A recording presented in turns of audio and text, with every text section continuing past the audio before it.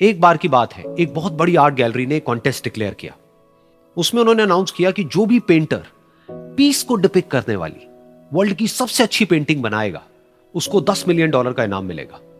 यह बात पूरी दुनिया में फैल गई और पूरी दुनिया से हजारों पेंटर्स ने अपनी अपनी पेंटिंग भेजी उस कॉन्टेस्ट में पार्टिसिपेट करने के लिए।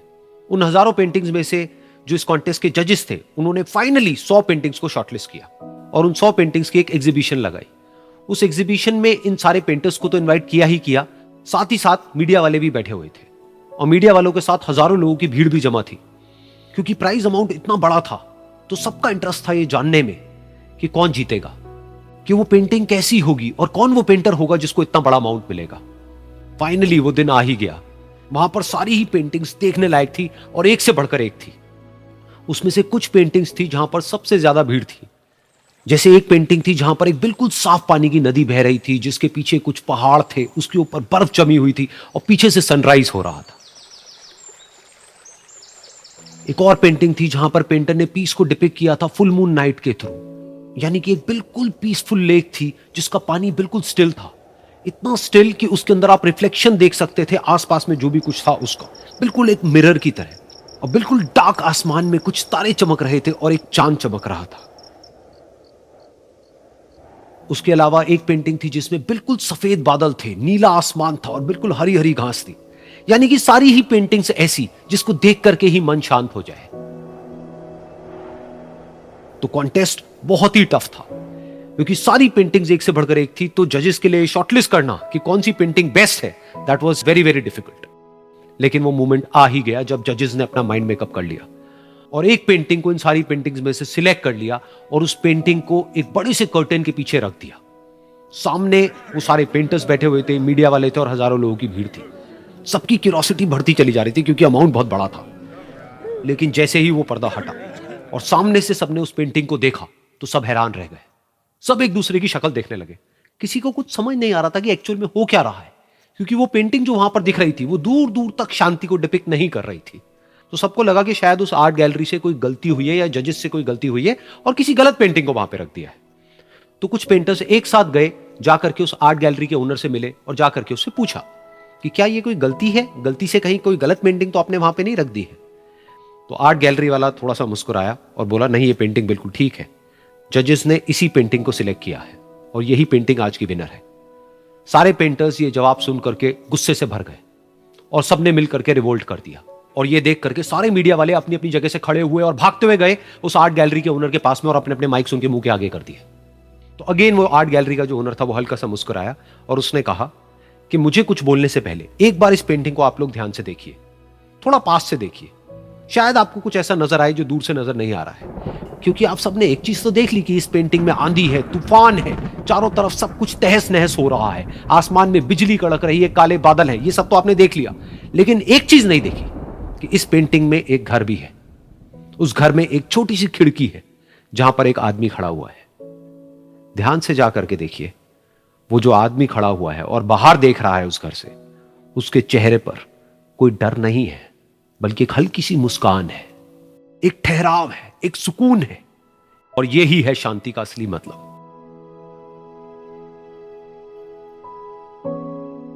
यानी कि शांति का मतलब यह नहीं है कि हमारे बाहर सब कुछ शांत है और फिर हम शांत हैं, क्योंकि वो टेम्पररी है। असली शांति का मतलब यह है कि हमारे बाहर चाहे जो कुछ भी हो रहा हो, हम अंदर से पूरी तरह से शांत हैं, हमारा मन शांत है।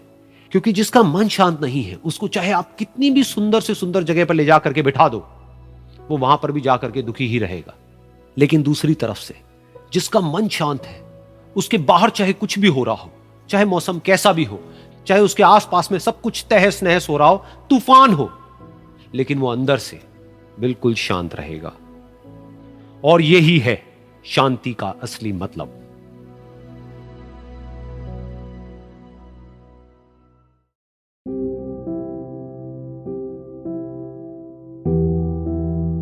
एक बार की बात है, एक छोटे से गांव में एक आदमी रहता था। उसके घर के पास में एक पहाड़ था जहां पर वो रोज सुबह जाता, उस पहाड़ पर थोड़ी देर के लिए वो बैठता, फिर वापस आ जाता। तो रोज की तरह वो सुबह सुबह जा रहा था। पीछे से उसका छोटा सा बेटा आया, उसने आकर के उसका हाथ पकड़ लिया और कहा कि आज मैं भी आपके साथ चलूंगा। उसने पहले तो उसको थोड़ा सा समझाया और मना किया, कहा कि जो रास्ता है वो बहुत ही छोटा है और चढ़ाई बहुत ज्यादा है, तो तुम मेरे साथ नहीं चल पाओगे। लेकिन फिर जब उस बेटे ने जिद करी तो पिता मान गया। तो दोनों पहाड़ पर चढ़ने लगे। पिता ने बेटे का हाथ कस के पकड़ा हुआ था। लेफ्ट साइड में पहाड़ थे, राइट साइड में खाई थी और रास्ता बहुत ही छोटा था। और वो पहाड़ की चोटी तक पहुंचने ही वाले थे, तभी रास्ते में एक बड़ा सा पत्थर आया। क्योंकि पिता उस रास्ते पर रोज आता था तो उसको पता था कि वहां पे पत्थर है, तो वो साइड से निकल गया। लेकिन जो बेटा था उसका ध्यान कहीं और था, तो उसका घुटना जा करके उस बड़े से पत्थर पर टकरा गया। तो फिर उस बच्चे के मुंह से एक चीख निकली,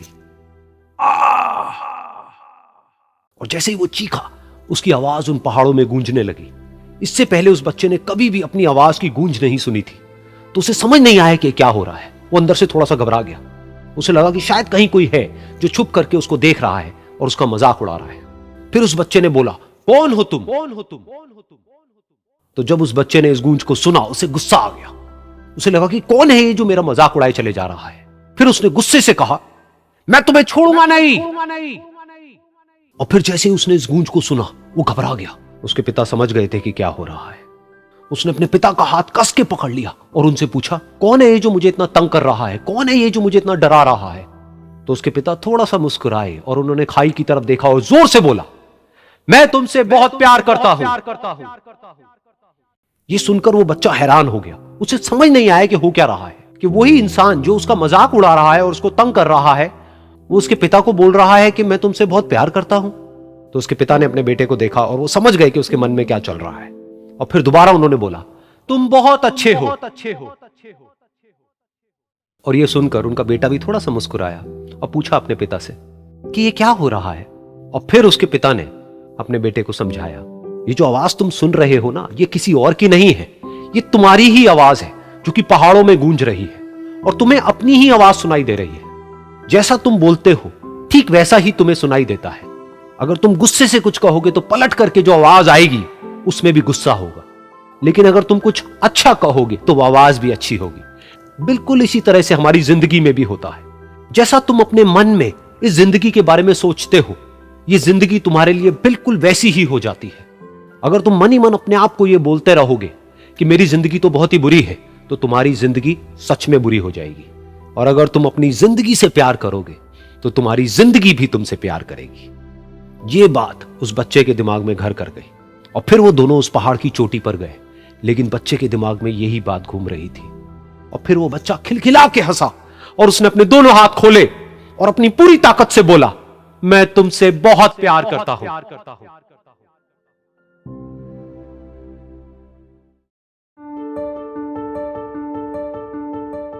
एक बार की बात है, एक बहुत बड़ा नेता एक साधु के छोटे से आश्रम में गया, क्योंकि उसने बहुत सुना था उस साधु के बारे में और उसके मन में आया कि मैं एक बार जाकर के देखता हूं कि लोग इतनी तारीफ क्यों करते हैं उसकी।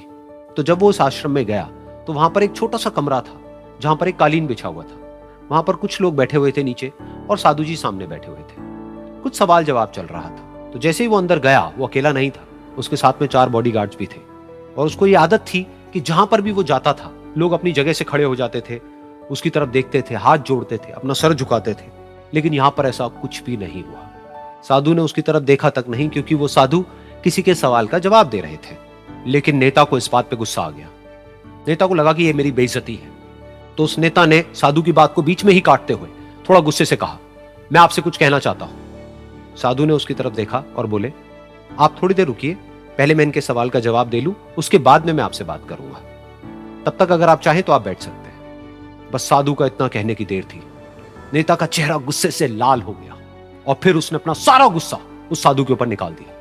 अभी तक वो नेता बहुत ही तमीज से बात कर रहा था, यानी कि आप कह करके बात कर रहा था। अब वो तू तड़ाक पे उतर आया। नेता ने उस साधु को कहा, तुझे पता भी है मैं कौन हूं और तू किससे बात कर रहा है? साधु ने उसकी तरफ देखा और कहा, मुझे इससे कोई फर्क नहीं पड़ता कि आप कौन हैं, लेकिन आप जो कोई भी हैं, अगर आप चाहते हैं कि मैं आपके सवाल का जवाब दूं या आपसे बात करूं तो आपको कुछ देर रुकना होगा। और साधु के ये कहते ही नेता गुस्से से पागल हो गया और वहीं सबके सामने चीखने चिल्लाने लग गया, अब मैं तुझे तेरी असली औकात दिखाऊंगा। तूने मुझसे पंगा लेकर के ठीक नहीं किया है। तुझे पता भी है मैं तेरे बारे में क्या सोचता हूं। साधु ने फिर से उसकी तरफ देखा और बड़े ही प्रेम से कहा कि मुझे इससे कोई फर्क नहीं पड़ता है कि आप मेरे बारे में क्या सोचते हैं। आप जो चाहे वो मेरे बारे में सोच सकते हैं। फिर उस नेता ने बोला कि तू चाहे सुनना चाहता है या नहीं, लेकिन मैं तुझे बताऊंगा यही सबके सामने कि मैं तेरे बारे में क्या सोचता हूं। तू एक बहुत ही घटिया इंसान है। तू कोई साधु नहीं है, तू एक ढोंगी है, पाखंडी है, और यहां पर जितने भी लोग बैठे हैं उन सबको बेवकूफ बना रहा है। तेरा बस एक ही मकसद है कि इन लोगों की जेब में जितना भी पैसा है वो सब तेरे पास में आ जाए। तू अपने फायदे के लिए इन लोगों का इस्तेमाल कर रहा है, और अब मैं तुझे नहीं छोड़ने वाला, तेरा पर्दाफाश करके रहूंगा पूरी दुनिया के सामने। लेकिन उसके इतना बोलने के बाद भी उस साधु के चेहरे पर हल्की सी मुस्कान बनी ही रही। ये देखकर वो और तिल मिला गया और उसने कहा, अब बहुत हुआ, अब मैं यहां एक मिनट भी नहीं रुकने वाला, लेकिन अभी भी तेरे पास में मौका है। अगर मुझसे माफी मांगनी है या मुझसे कुछ कहना है तो कह सकता है। इतना सब होने के बाद भी साधु बिल्कुल शांत था और उनके चेहरे पर एक मुस्कान थी। उन्होंने अपनी आंखें बंद कर ली। फिर साधु ने अपनी आंखें खोली, हाथ जोड़े और कहा कि मुझे आपसे कोई गिला शिकवा नहीं है, मेरे मन में आपके लिए कोई भी गलत ख्याल नहीं है। जो भी आपने मेरे बारे में कहा वो आपकी अपनी सोच थी, तो मुझे आप में कोई भी बुराई नजर नहीं आती है। मुझे आप एक बहुत ही भले इंसान लगते हैं। और साधु के इतना कहते ही नेताजी का दिमाग 7वें आसमान पर पहुंच गया। उनके चेहरे पर एक अजीब सी खुशी थी, क्योंकि उस साधु ने वो ही कहा जो बाकी सब लोग उस नेता को कहते हैं। और वो खुशी खुशी उस आश्रम से अपने घर की तरफ चला गया और जा करके अपने पिताजी के साथ में बैठ गया। उसके पिताजी की आंखें बंद थी और वो ध्यान में थे। पूरी जिंदगी उन्होंने सिर्फ लोगों की सेवा करी और बदले में कुछ भी एक्सपेक्ट नहीं किया। तो थोड़ी देर बाद जब उन्होंने अपनी आंखें खोली और देखा अपने बेटे को अपने साथ बैठे हुए, तो उनके बेटे के चेहरे पर आज एक अजीब सी खुशी थी जो आज से पहले उन्होंने कभी नहीं देखी थी। फिर उसने एक एक करके सब कुछ बताया कि आज क्या हुआ, किस तरह से वो आश्रम गया, वहां पर क्या हुआ, उसने क्या कहा, उन्होंने क्या कहा। तो जब इसके पिताजी ने पूरी बात सुनी तो थोड़ा सा मुस्कुराए और अपने बेटे को देख करके बोले कि उन्होंने तुम्हारी तारीफ नहीं करी है, क्योंकि उन्होंने वो नहीं कहा कि जो तुम हो, उन्होंने वो कहा कि जो वो खुद है। और तुमने जो भी कुछ उनको कहा वो नहीं कहा कि जो वो है, बल्कि तुमने वो कहा जो तुम खुद हो। यही बात वेदों में भी कही गई है, यथा दृष्टि तथा सृष्टि। ये दुनिया तुम्हें वैसी नहीं दिखती है जैसी कि ये दुनिया है। ये दुनिया तुम्हें वैसी दिखती है जैसे तुम खुद हो। जिसकी नजर जैसी है उसके लिए ये दुनिया वैसी ही है। तो अगर तुम अपनी दुनिया को बदलना चाहते हो तो उसका सिर्फ एक तरीका है, अपनी नजर को बदलो।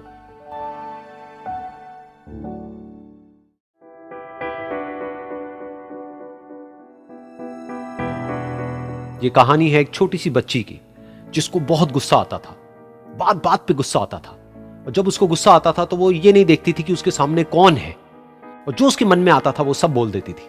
कई कई बार तो वो कुछ चीजें उठाती और जमीन पे फेंकती और तोड़ देती। तो उसके माँ बाप बहुत परेशान हो गए, उनको समझ नहीं आ रहा था कि वो क्या करें। उन्होंने बहुत कोशिश करी उस बच्ची को समझाने की अलग अलग तरीके से, लेकिन वो बच्ची समझ ही नहीं रही थी। फिर एक दिन उसकी माँ ने उसकी ट्यूशन टीचर से बात करी, क्योंकि ट्यूशन टीचर ही एक ऐसी थी जिसकी कि वो बात सुनती थी। तो उसकी टीचर ने उसकी माँ की सारी बातों को सुना और उनको बोला कि आप चिंता मत करो, आने वाले कुछ दिनों के अंदर अंदर ही इस बच्ची का गुस्सा पूरी तरीके से खत्म हो जाएगा। उसकी माँ को समझ नहीं आया, लेकिन फिर भी उन्होंने कहा कि कोशिश करने में क्या जाता है। फिर उस दिन रोज की तरह जब वो टीचर आई और वो क्लास शुरू होने वाली थी, तो उसकी टीचर ने उस बच्ची से कहा कि आज हम पढ़ाई नहीं करेंगे, आज हम एक गेम खेलेंगे। तो बच्ची ये सुन करके बहुत खुश हो गई। फिर टीचर उस बच्ची के साथ में उस घर के पीछे एक दीवार के पास में जाकर के खड़ी हो गई, और उस टीचर ने उस बच्ची को कहा कि गेम ये है कि अब जब भी तुम्हें गुस्सा आए तुम्हें कील लेनी है और यहां पर आकर के इस दीवार में गाड़ देनी है, थोड़ी सी, जितनी हो सके। फिर उस बच्ची ने टीचर से पूछा, लेकिन इससे क्या होगा? तो टीचर ने कहा कि जब ये गेम खत्म हो जाएगी तो तुम्हें एंड में एक प्राइज मिलेगा। फिर उस बच्ची ने बिल्कुल वैसा ही किया जैसे कि उस टीचर ने कहा था, यानी कि अब उसको जब भी गुस्सा आता तो वो जाती और जा करके एक कील उस दीवार में गाड़ देती। तो जैसा कि उस लड़की को बहुत गुस्सा आता था, तो पहले ही दिन वहां पर 10 से ज्यादा कीलें गड़ गई। लेकिन उन कीलों को गाड़ने के लिए उसको बार बार पीछे जाना पड़ता और जा करके उस कील को गाड़ना पड़ता। तो उसके दिमाग में आया कि जितनी मेहनत मैं लगाती हूं उस कील को गाड़ने में, उससे कम मेहनत में मैं अपने गुस्से को कंट्रोल कर सकती हूं।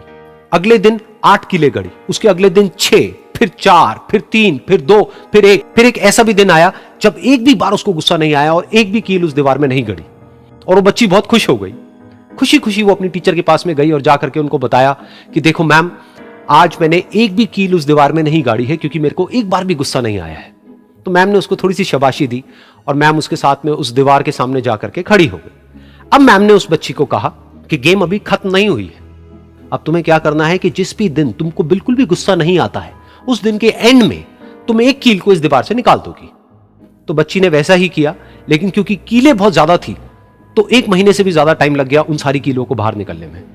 लेकिन एक दिन ऐसा भी आया जब सारी कीलें उस दीवार से बाहर निकल गई। फिर वो बच्ची बहुत ही खुश होकर के अपनी टीचर के पास में गई और जाकर के बोला कि अब उस दीवार में एक भी कील नहीं है। तो उसकी टीचर उस बच्ची के साथ में उस दीवार के सामने जाकर के खड़ी हुई। उसने देखा कि एक भी कील नहीं है दीवार में। फिर उसको उसकी एक फेवरेट चॉकलेट गिफ्ट करी और बोला कि तुम इस प्राइज को जीत गई हो। बच्ची बहुत ही खुश हो गई। फिर टीचर ने उस बच्ची से पूछा कि क्या तुमको इस दीवार में कुछ नजर आ रहा है? तो बच्ची ने कहा, नहीं मैम, इसमें तो कुछ भी नहीं है, सारी कीलें निकल चुकी हैं। तो उस टीचर ने कहा, एक बार ध्यान से देखो, शायद कुछ नजर आए। तो उस बच्ची ने दोबारा देखा और कहा, वो जो कीलें मैंने गाड़ी थी उसके कुछ निशान मुझे नजर आ रहे हैं दीवार में। जब बच्ची ने ये देख लिया, फिर उसकी मैम ने उस बच्ची को कहा, जैसे तुमने इस दीवार में कील गाड़ी और अब तुम उस कील को तो निकाल सकती हो लेकिन उसके निशान को नहीं मिटा सकती, ठीक इसी तरह से होता है जब तुम गुस्सा करती हो। जब तुम गुस्सा करती हो अपने माँ बाप पे या किसी पे भी, तो उनके दिल पर चोट लगती है, उनको दर्द होता है और वहां पर एक निशान रह जाता है। उस निशान को तुम चाह करके भी हटा नहीं सकती, फिर चाहे तुम उनसे जितना मर्जी माफी मांग लो। ये सुनकर बच्ची को अपनी गलती का एहसास हुआ और वो रोने लगी और वो भागती हुई गई और अपनी माँ के पास में जाकर के उनसे गले लग गई और अपनी माँ को बोली कि मम्मा, मैं आज के बाद कभी गुस्सा नहीं करूंगी, मुझे समझ आ गया है मैंने क्या गलती करी।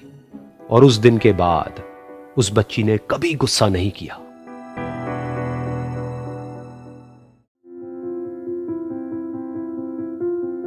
एक बार एक लड़की ने एक एंट्रेंस एग्जामिनेशन को क्रैक करने की बहुत कोशिश करी, बहुत मेहनत करी, लेकिन उसके बाद भी वो उसको क्रैक नहीं कर पाई, जिसकी वजह से वो अंदर से पूरी तरह से टूट गई, बहुत परेशान रहने लग गई, दुखी रहने लग गई।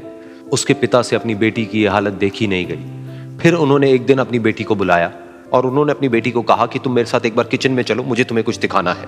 किचन में पहले से ही उन्होंने गैस स्टोव के ऊपर 3 बोल रखे हुए थे। फिर उन्होंने उन तीनों बोल्स के अंदर पानी भरा, एक के अंदर कुछ आलू डाले, एक के अंदर कुछ अंडे और एक के अंदर कॉफी बीन्स, और उसको उबलने के लिए छोड़ दिया। उसके बाद में 5 मिनट हो गए, 10 मिनट हो गए, 20 मिनट हो गए और वो वहां पर खड़े रहे अपनी बेटी के साथ में और उसको देखते रहे।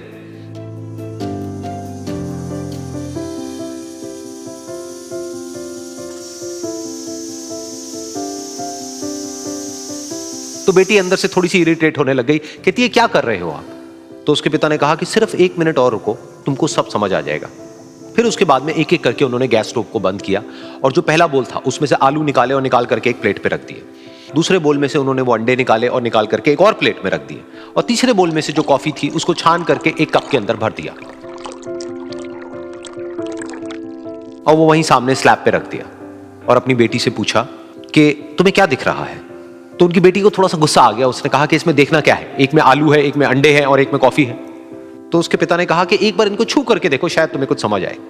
तो उसने सबसे पहले आलूओं को छुआ, तो जब उसको छुआ और थोड़ा सा दबाया तो वो बिल्कुल सॉफ्ट हो चुके थे।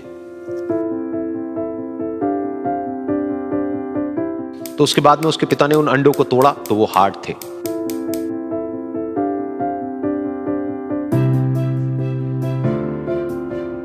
और फिर उसके पिता ने वो कॉफी वाला कप उठाया और अपनी बेटी को कहा कि एक बार इसको सूंघ करके देखो।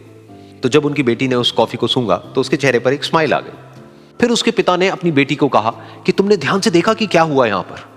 ये तीनों ही बिल्कुल एक ही सिचुएशन में गए, लेकिन तीनों ने अलग अलग तरीके से रिस्पॉन्ड किया। तो पहला यानी कि आलू, जब हमने उसको उस पानी में डाला था उससे पहले वो बहुत ही हार्ड थे और स्ट्रांग थे, लेकिन गर्म पानी में जाने के बाद में वो अंदर से बिल्कुल सॉफ्ट हो गए, यानी कि कमजोर पड़ गए। दूसरे थे अंडे, जो गर्म पानी में जाने से पहले अंदर से बिल्कुल ही कमजोर थे, लेकिन गर्म पानी में जाने के बाद वो अंदर से स्ट्रांग हो गए। तीसरी थी कॉफी, जिसने कुछ ऐसा किया जो इन दोनों से बिल्कुल अलग था, यानी कि उसने उस गर्म पानी में जाने के बाद में खुद को नहीं बदला बल्कि उस पानी को ही बदल दिया। बिल्कुल इसी तरह से हमारी जिंदगी में भी होता है। तुम्हारे ऊपर है कि तुमको इन तीनों में से क्या बनना है। एक, आलू के जैसा, यानी कि जब तुम्हारी जिंदगी में कोई मुश्किल आए तो तुम अंदर से पूरी तरह से टूट जाओ, यानी कि कमजोर पड़ जाओ। दूसरा, अंडे के जैसा, यानी कि जैसे ही तुम्हारी जिंदगी में कुछ मुश्किलें आए, वो मुश्किलें तुमको अंदर से तोड़े नहीं बल्कि तुम अंदर से और स्ट्रांग हो जाओ। या फिर तीसरा, यानी कि कॉफी के जैसा, मतलब कि जब तुम्हारी जिंदगी में कुछ मुश्किलें आए तो तुम ना सिर्फ उन मुश्किलों का डट करके सामना करो बल्कि अपनी जिंदगी को ही बदल दो।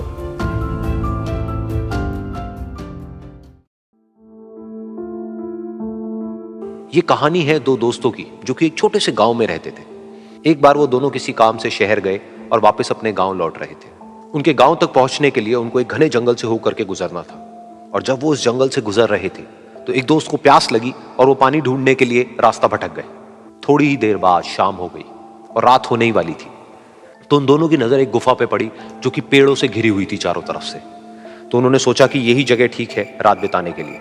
तो दोनों ने कुछ लकड़ियां इकट्ठी करी, उस गुफा के अंदर गए और आग जला करके वहां पे बैठ गए। रात का वक्त था, गुफा के अंदर आग जल रही थी, बाहर बिल्कुल अंधेरा था और कुछ जानवरों की आवाजें आ रही थी। तो उन दोनों में से जो एक दोस्त था वो अंदर ही अंदर डरने लगा, क्योंकि उसने भूत प्रेतों की बहुत कहानियां सुनी थी कि रात के वक्त जंगल में कुछ भयानक आत्माएं भटकती हैं और अगर उनको कोई ऐसा भटका हुआ आदमी मिल जाए तो उसको नहीं छोड़ती।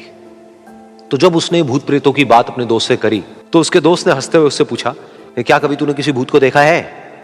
तो उसने कहा, नहीं मैंने तो नहीं देखा, लेकिन मेरे कुछ जान पहचान के लोग हैं जिन्होंने देखा है। तो उसके दोस्त ने उसको समझाने की बहुत कोशिश करी कि यार ऐसी सुनी सुनाई बातों पर विश्वास नहीं करते हैं, अब तू सो जा और मुझे भी सोने दे, मुझे नींद आ रही है। और इतना कह करके उसका दोस्त वहीं पर लेट गया और थोड़ी देर में सो गया। लेकिन वो जो अंदर से डरा हुआ था वो लेट तो गया, लेकिन उसको नींद नहीं आ रही थी।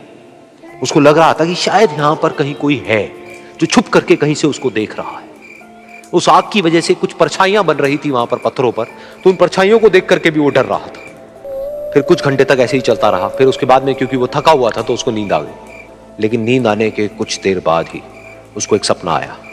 सपने में उसको एक बहुत ही भयानक परछाई उसकी तरफ बढ़ती हुई नजर आई। अब जैसे जैसे वो अंदर से डरता चला जा रहा था, वो परछाई उसके और पास आती चली जा रही थी और बड़ी होती चली जा रही थी।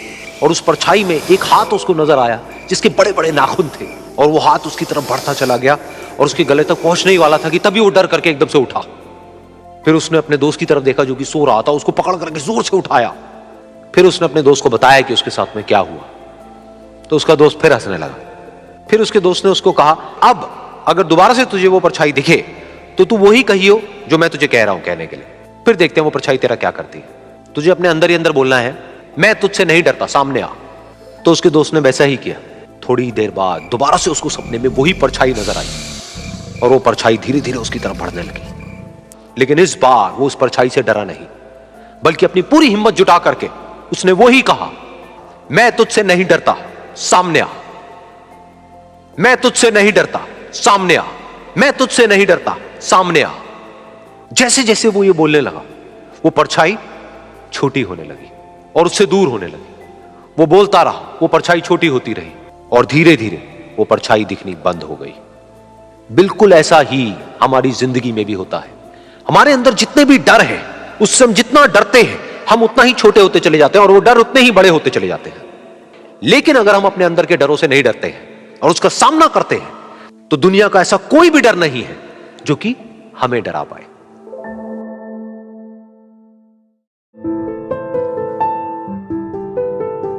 एक बार की बात है, कुछ साइंटिस्ट ने मिलकर के एक बहुत ही इंटरेस्टिंग एक्सपेरिमेंट किया। उन्होंने क्या किया कि एक बहुत बड़ा सा पिंजरा लिया, उसके अंदर 5 बंदरों को रख दिया और वहां पर एक सीढ़ी लगा दी।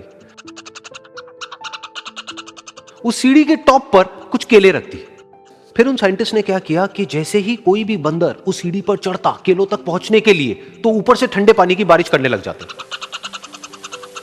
तो जैसे ही वो ठंडा पानी गिरता उस बंदर के ऊपर जो कि सीढ़ी पर चढ़ रहा था, वो फटाफट से नीचे आता तो पानी बंद हो जाता। फिर दोबारा से कोई और बंदर उस सीढ़ी पर चढ़ता उन केलों तक पहुंचने के लिए, दोबारा से यही होता। दोबारा से ऊपर से ठंडे पानी की बारिश होती, वो बंदर जैसे ही नीचे आता दोबारा से बारिश बंद हो जाती। तो बंदरों ने इसका मतलब यह निकाला कि जैसे ही कोई भी सीढ़ी पर चढ़ता है तो ऊपर से ठंडा पानी गिरता है। फिर उसके बाद में जैसे ही कोई भी बंदर उस सीढ़ी पर चढ़ने की कोशिश भी करता तो बाकी के बंदर सब इकट्ठे होकर के उसको पकड़ते, उसको मारते, उसको पीटते और उसको नीचे गिरा देते। फिर दोबारा कोई कोशिश करता, दोबारा उसके साथ भी ऐसा ही होता। फिर उन साइंटिस्ट ने क्या किया कि उन 5 बंदरों में से एक बंदर को उस पिंजरे में से निकाला और उसकी जगह एक नए बंदर को उस पिंजरे के अंदर डाल दिया। अब उस बंदर को नहीं पता था कि यहां पर क्या खेल चल रहा है। उसको जैसे ही सीढ़ी के ऊपर वो केले नजर आए, वो फटाफट से उस सीढ़ी के ऊपर चढ़ने लगा। अब की बार साइंटिस्ट ने कोई बारिश नहीं करी, लेकिन फिर भी जो बाकी के बंदर थे उन्होंने इसको पकड़ा, सीढ़ी से नीचे उतारा और मारने पीटने लग गए। इस बंदर को समझ नहीं आया कि मेरे को क्यों मारा जा रहा है, तो उसने दोबारा कोशिश करी। जैसे ही उसने दोबारा कोशिश करी, दोबारा से उन 4 बंदरों ने वही किया।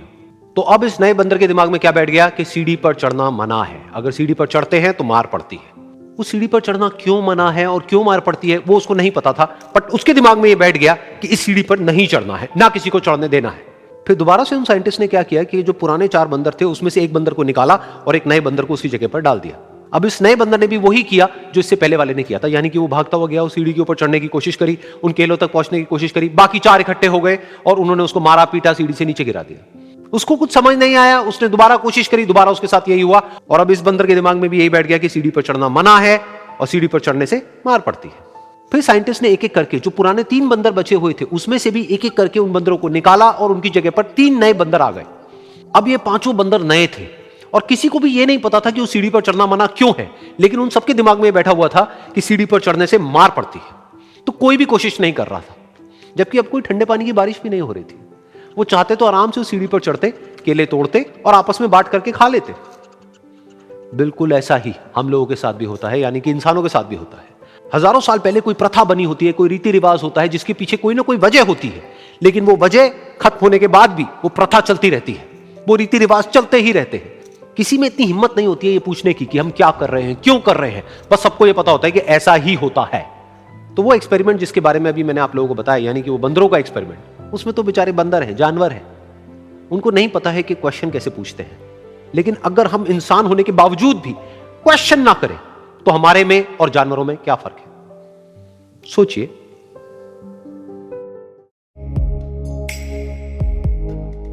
एक छोटा सा गांव था, वहां पर एक आदमी पहाड़ पर पत्थर तोड़ने का काम करता था।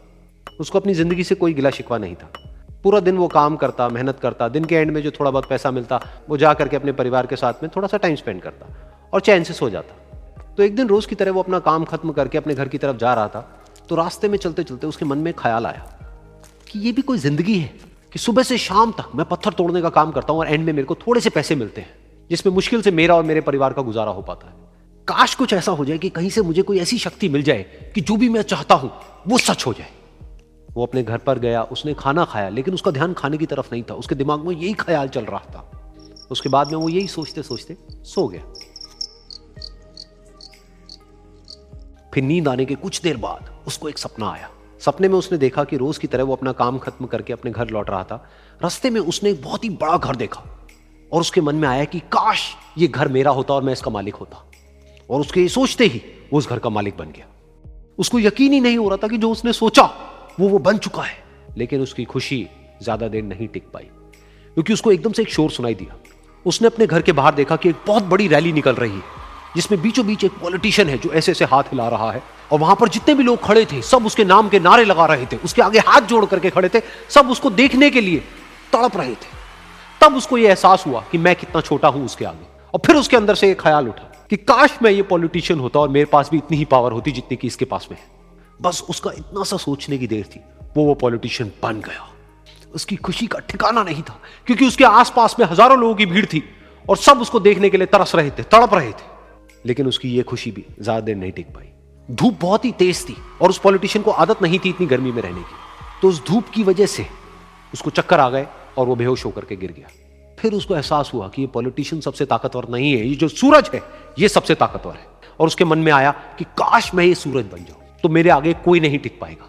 और उसका इतना सा सोचने की देर थी और वो सूरज बन गया और वो खुशी से पागल हो गया, क्योंकि पूरी दुनिया को वो ही रोशन कर रहा था और पूरी दुनिया में ऐसा कोई नहीं था जो कि उसकी रोशनी को रोक सके। लेकिन उसकी ये खुशी भी ज्यादा देर टिक नहीं पाई, क्योंकि कुछ ही देर बाद आसमान में कुछ काले बादल आए जिन्होंने कि उस सूरज की रोशनी को रोक दिया। फिर उसको यह एहसास हुआ कि इस दुनिया में ऐसा भी कोई है जिसमें दम है उसकी रोशनी को रोकने का। और उसके मन में एक ख्याल उठा कि काश मैं वो बादल बन जाऊं। और वो बादल बन गया और आसमान में उड़ने लगा। उसको ऐसा लगा कि मैं आसमान में उड़ रहा हूं और अब मैं जहां चाहे वहां जा सकता हूं। लेकिन कुछ देर बाद वहां पर एक बहुत तेज हवा का झोंका आया जो कि उन बादलों को उड़ा करके ले गया। अब फिर उसे ये समझ आया कि ये जो बादल हैं वो सूरज की रोशनी को तो रोक सकते हैं, लेकिन हवा को नहीं रोक सकते। ये हवा उनको बहा करके ले जाती है। फिर उसके मन में आया कि काश मैं ये हवा बन जाऊं, और वो हवा बन गया। हवा बनने के बाद में उसको अपने अंदर एक अलग ही ऊर्जा का अनुभव हुआ। वो चाहे तो आराम से बहता और चाहे तो आंधी बन करके, तूफान बन करके, जिसको भी चाहे उड़ा करके ले जाता। उसको ये विश्वास होने ही लगा था कि इस दुनिया में सबसे ज्यादा शक्तिशाली मैं हूं। लेकिन तभी उसके सामने आया एक पहाड़।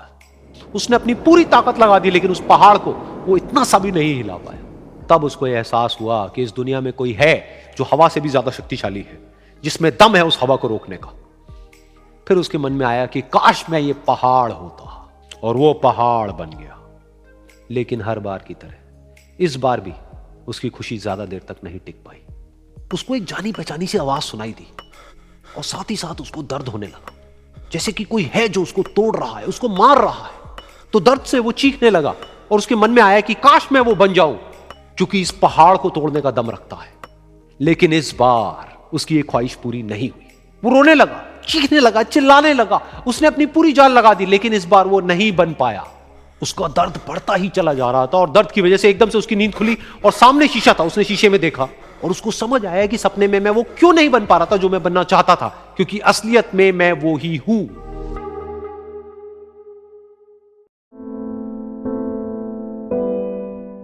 ये कहानी है दो दोस्तों की, और उनकी दोस्ती की शुरुआत हुई थी अभी कुछ दिन पहले हॉस्पिटल के कमरे से, जहां पर वो दोनों एडमिट थे।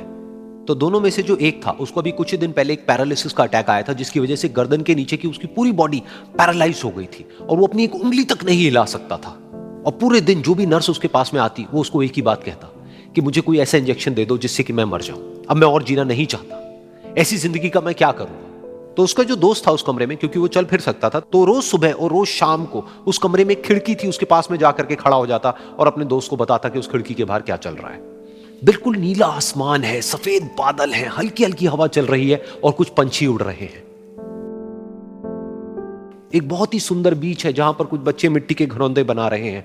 कुछ लोग हैं जो वहां पर बैठे हुए बस समुद्र की लहरों को देख रहे हैं। कुछ लोग जॉगिंग कर रहे हैं, कोई एक्सरसाइज कर रहा है, कोई पतंग उड़ा रहा है। वहां पर एक आइसक्रीम की स्टॉल है जहां पर कुछ लोग आकर के आइसक्रीम खा रहे हैं। और सनसेट के टाइम पे जो पानी है वो पूरा गोल्डन हो जाता है और चमकने लगता है। तो शुरू में तो जब उसने वो सब बताना शुरू किया तो उसके दोस्त के ऊपर ज्यादा असर नहीं हुआ, लेकिन धीरे धीरे उसके अंदर जीने की चाह जागने लगी। अब वो सुबह का इंतजार करने लगा कि जल्दी से सुबह हो और मेरा दोस्त मुझे बताए कि आज यहां पर क्या हो रहा है। कुछ दिन तक ऐसे ही चलता रहा। फिर एक दिन जब वो सुबह उठा तो उसने देखा कि सामने वाला बेड खाली है। फिर उसने नर्स को बुलाया और उससे पूछा कि क्या वो डिस्चार्ज हो गया है। तो नर्स ने कहा कि आपको तो उन्होंने बताया होगा, उनके पास कुछ ही दिन बाकी थे और कल रात को ही उनकी डेथ हो गई है। ये सुन करके उसके अंदर की उम्मीद पूरी तरह से टूट गई, क्योंकि सिर्फ उसका दोस्त ही था जिसने उसको बाहर की दुनिया से जोड़ा हुआ था, जिसकी वजह से वो जान पाता था कि बाहर क्या हो रहा है और ये दुनिया कितनी खूबसूरत है। तो कुछ दिन तक तो वो रोता रहा और उसने जीने की चाह छोड़ दी। लेकिन दूसरी ही तरफ से उसके अंदर कहीं ना कहीं एक नई चाह पैदा हुई कि काश मरने से पहले एक बार मैं खुद अपनी आंखों से देखूं इस खिड़की के बाहर कि दुनिया कैसी है। जैसे जैसे उसकी ये चाह बढ़ने लगी, उसको अपने अंदर एक अजीब सी एनर्जी महसूस होने लगी। और फिर एक दिन उसने अपनी पूरी ताकत लगा दी और किसी तरीके से वो बेड से नीचे गिरा और पकड़ पकड़ करके किसी तरह से उस खिड़की तक पहुंचा। फिर उस खिड़की को पकड़ करके वो खड़ा हुआ और खिड़की के बाहर देख लिया। लेकिन खिड़की के बाहर देखते ही वो गुस्से से भर गया। उसने जोर से नर्स को आवाज लगाई और जैसे ही नर्स आई उसने नर्स से पूछा, ये तुमने क्या किया, ये खिड़की के बाहर काली दीवार क्यों खड़ी कर दी। तो नर्स को समझ नहीं आया वो क्या बोल रहा है और वो बोली कि मुझे 5 साल हो गए हैं यहां पर, जब से मैं आई हूं तब से तो ये काली दीवार यहां पर है। तब जाकर के उसको समझ आया कि उसका वो दोस्त उससे झूठ बोल रहा था। और उसने नर्स से पूछा, अगर ये काली दीवार पिछले 5 साल से यहां पर है तो मेरे दोस्त ने मुझसे झूठ क्यों कहा। तो नर्स थोड़ा सा मुस्कुराई और बोली कि मैं ये तो नहीं जानती कि उन्होंने आपसे झूठ क्यों कहा, लेकिन मैं इतना जरूर जानती हूं कि जो भी कुछ उन्होंने आपसे कहा उसी वजह से आप अभी अपने पैरों पर खड़े हैं। तो इस कहानी से हमको यह सीखने को मिलता है कि जो हमारे शब्द हैं, जो हमारे वर्ड्स हैं, जो हम अपने मुंह से बाहर निकालते हैं, उसमें इतनी पावर है जिसकी कोई हद नहीं है। वो किसी आदमी को गिरा भी सकते हैं और उसको उठा भी सकते हैं। तो अब आपके ऊपर है कि आप अपनी इस पावर को यूज करते हो या मिस यूज करते हो।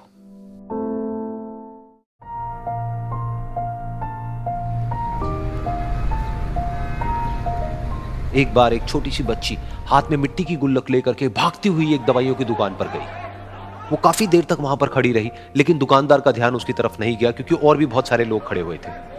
उसने दुकानदार को कई बार बुलाया, लेकिन वहां पर भीड़ इतनी थी कि दुकानदार का ध्यान उसकी तरफ गया ही नहीं। और फिर उस बच्ची को थोड़ा सा गुस्सा आया तो उसने अपनी मिट्टी की गुल्लक लेकर के वहीं काउंटर पर जोर से रख दी, जिसके बाद में जो दुकानदार था और जितने भी लोग खड़े थे वो सब उस बच्ची की तरफ देखने लग गए। और फिर उस दुकानदार ने उस बच्ची से पूछा, बेटे आपको क्या चाहिए। तो वो बड़े ही भोलेपन से बोली कि मुझे एक चमत्कार चाहिए।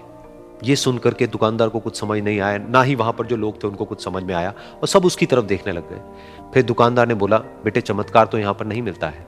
तो बच्ची को लगा कि वो उससे झूठ बोल रहा है। तो बच्ची ने कहा कि मेरी गुल्लक में बहुत पैसे हैं, आप बताओ आपको कितने पैसे चाहिए, लेकिन मैं आज यहां से चमत्कार लेकर के ही जाऊंगी। तो वहीं काउंटर पे एक और आदमी खड़ा था, उसने उस बच्ची से पूछा कि बेटे क्यों चाहिए तुमको चमत्कार। तब उस बच्ची ने अपनी कहानी बताई कि अभी कुछ दिन पहले मेरे भाई के सर में बहुत तेज दर्द हुआ तो मेरे पापा मम्मी उसको हॉस्पिटल ले गए। उसके बाद कई दिन तक मेरा भाई घर नहीं आया। तो मैंने कई बार अपने पापा से पूछा, लेकिन उन्होंने मुझे कुछ नहीं बताया। उन्होंने बार बार यही कहा कि वो आ जाएगा, वो कल आ जाएगा, वो कल आ जाएगा, लेकिन वो आ ही नहीं रहा था। तो मैंने देखा कि मम्मी रो रही है। अब पापा मम्मी को कह रहे थे कि उसकी दवाइयों के लिए और उसके इलाज के लिए जितने पैसे चाहिए उतने मेरे पास में नहीं है। अब उसको कोई चमत्कार ही बचा सकता है।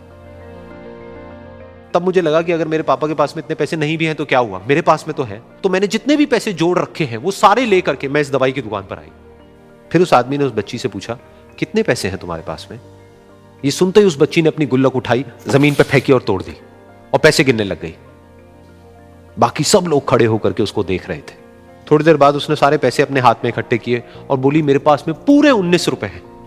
वो जो आदमी वहां पर खड़ा था वो थोड़ा सा मुस्कुराया और बोला कि अरे तुम्हारे पास में तो पूरे पैसे हैं, इतने का ही तो आता है चमत्कार। ये सुनकर के वो बच्ची बहुत खुश हो गई और बोली कि चलो मैं आपको अपने पापा से मिलवाती हूं। बाद में पता लगा कि वो आदमी कोई आम आदमी नहीं था, बल्कि एक बहुत बड़ा न्यूरोसर्जन था और उसने सिर्फ 19 रुपए में उसके भाई की सर्जरी करी और कुछ ही दिन बाद वो ठीक होकर के घर वापस आ गया। फिर कुछ दिन बाद वो बच्ची, उसका भाई, उसके पापा, उसकी मम्मी चारों एक साथ बैठे हुए थे और बात कर रहे थे। तो उसकी मम्मी ने उसके पापा से पूछा कि अब तो बता दो ये चमत्कार आपने किया कैसे? तो उन्होंने अपनी बेटी की तरफ देखा और बोले, ये चमत्कार मैंने नहीं, इसने किया है।